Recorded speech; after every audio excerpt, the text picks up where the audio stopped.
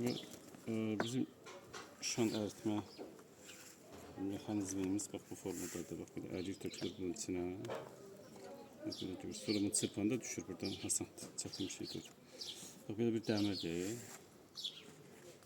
Alttan qoyulur.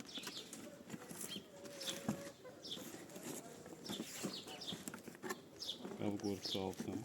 Qabağına da belə bir setkalardan qoyuruq ki, əriyib töküləndə o zirzibillərdə tökülməsin. Mesela.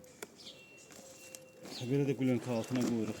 Bu qaydada qlyonkanı hər tərəfi belə deyək də termos yaranır burada. Şanları da Bakı'nın şanında qara şanlardır. Belə fazla bir.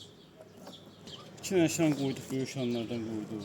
Fotoğraflarda belə hamar düzgünü qoyanda bura. Böylece düzgünle qoyuruq üstüne.